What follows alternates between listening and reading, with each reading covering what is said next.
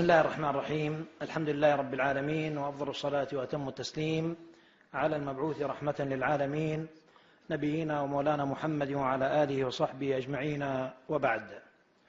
أيها المشاهدون الأكارم، متابعو فعاليات جائزة دبي الدولية للقرآن الكريم، مرحبا بكم في هذه الفقرة القرآنية المميزة، وهي عبارة عن استضافة واختبار لواحد من نوابغ الحفاظ. الحافظ الذي جالس أمامنا هو حسين عدنان صبري العبدلي، من مواليد الفلوجة العراق، مواليد عام 1983، وعنده هو من أصحاب الاحتياجات الخاصة، وعنده تلف في خلايا الدماغ، لكن فجأة وبدون أي مقدمات اكتشف أهله أنه يحفظ القرآن دون أن يعلمه أحد ودون أن يذهب إلى شيخ. نتعرف على قصة هذا الحافظ من عمه الشيخ عماد شاكر صالح العبدلي. السلام عليكم شيخ عماد. عليكم السلام ورحمة الله وبركاته. قرب شوي الميكروفون. نعم. أستاذ عماد، لو تحكي لنا قصة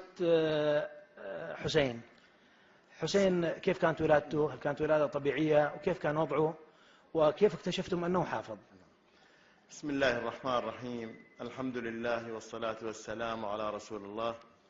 تقبل الله صيامكم وقيامكم، وجعل الله تعالى في ميزان حسناتكم هذا العمل الصالح الخالص لوجهه تعالى. الحقيقة حسين عدنان ولد ولادة طبيعية، وبعد أكثر من شهر اكتشفنا أنه جثة هامدة، لا يتحرك، لا يبكي، لا أي شيء يقوم به. راجعنا فيه كثير من الأطباء، وبقينا على هذه الحالة لمدة أكثر من سنة.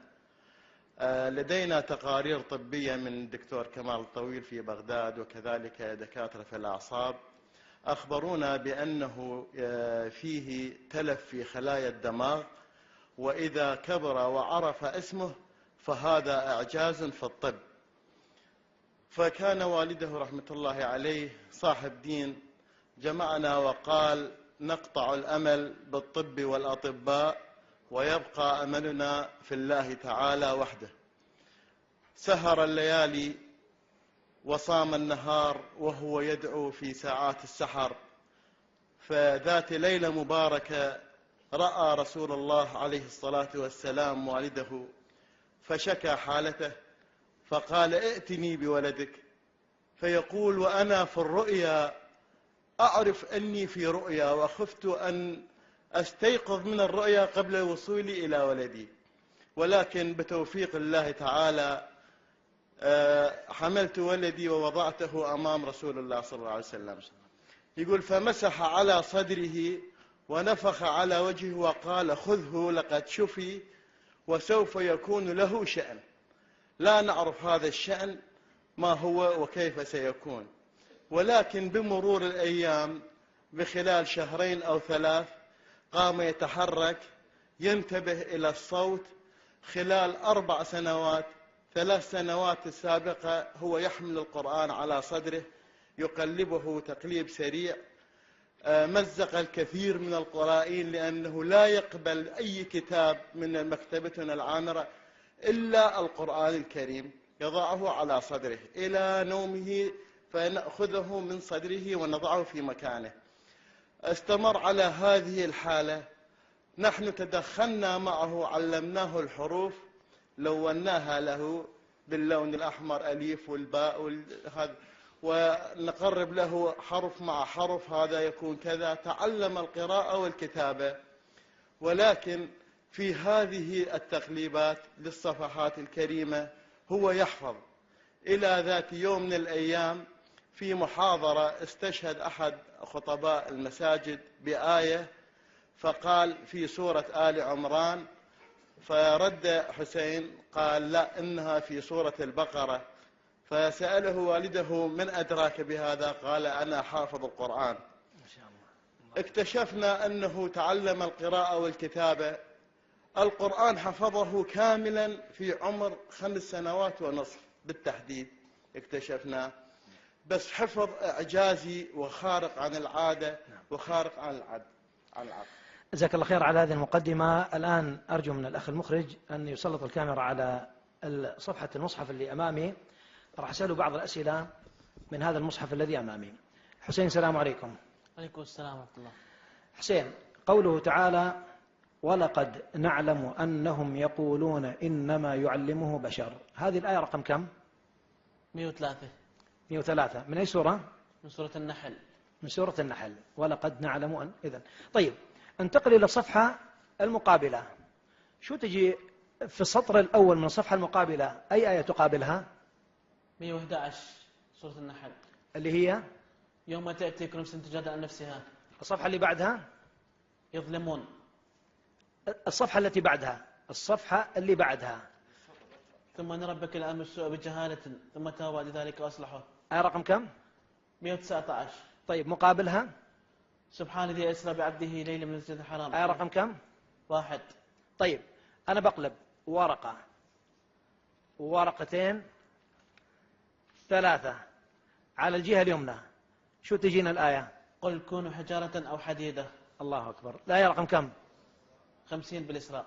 الإسراء. تقابلها شنو؟ الصفحة المقابلها. وما منعنا أن نرسل الآيات. طيب احسب معي، أنا راح أرجع للوراء. ورقة، ورقتين، 3، 4، 5، 6، 7 على اليمين. شفتوا؟ لا شفتها. طيب بقلب صفحة اللي بعدها على اليمين، شنو الآية اللي تجينا؟ بداية السطر، بداية الصفحة. وقال الذين أشركوا. وقال الذين أشركوا. آية رقم كم؟ 35. أي سورة؟ النحل. آخر الصفحة. يتوكلون. يتوكلون. الأخ المخرج يتوكلون. طيب طيب راح اختار لك موضوع آخر لا على التعيين. من قوله تعالى لعلنا نتبع السحرة إن كانوا هم الغالبين. آية رقم كم؟ 40. أي سورة؟ الإسراء. أي سورة؟ سورة الشعراء. الشعراء. أحسنت. طيب آخر الصفحة. فأتبعوهم مشرقين. فأتبعوهم مشرقين. طلع أيوة، أتبعوهم مشرقين. طيب ممتاز. احسب معي، ورقة، ورقتين، 3 الصفحة اليمنى، أول الصفحة، بداية الصفحة. شو طاسين تلك آيات القرآن كتاب مبين. لا أنا قلت 3 ورقات. واتقوا الذي خلقكم. واتقوا الذي خلقكم والجبلة الأولين. طيب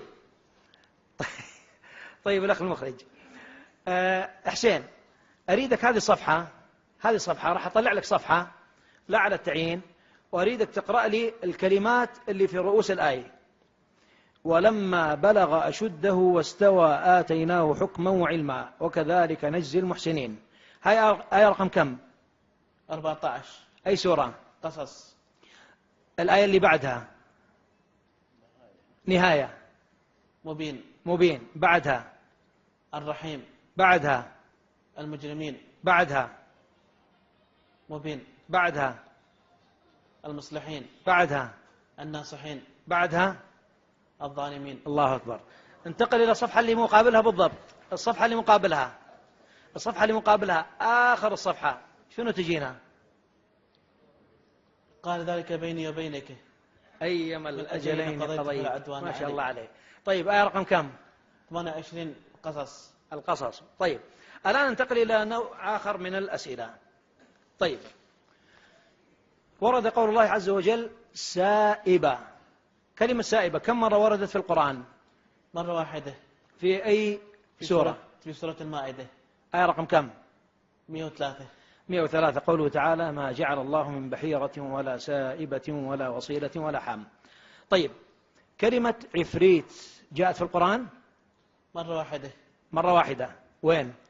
قال عفريت من الجن أنا أتيك به قبل أن تقوم من مقامك. آية رقم كم؟ 39. النمل. ما شاء الله عليك، الله أكبر. طيب كلمة مارد في سورة الصافات. وين جاءت كلمة مارد؟ وحفظا من كل شيطان مارد. آية رقم كم؟ آية 7. ما شاء الله عليك، ولا يتردد. ما شاء الله. طيب ووصينا الإنسان كم مرة جاءت في القرآن ووصينا الإنسان؟ 3 ذكرت. 3 مرات. الأولى وصينا الإنسان بوالديه حسنا. أحسنت. وين هذه؟ عنكبوت. عنكبوت آية رقم كم؟ آية 8. طبعا أنا ما حافظ، أنا مسجلها عندي. نعم. طيب الموضوع الثاني وصى الإنسان بوالديه حملته أمه وهنا على وهن. اللي هي أي سورة؟ سورة لقمان. آية رقم كم؟ آية 14. ممتاز. طيب الموضوع الثالث. وصى الإنسان بوالديه إحسانا. نعم. أي سورة؟ سورة الأحقاف. يا سلام. آية رقم كم؟ آية 15. الله أكبر. طيب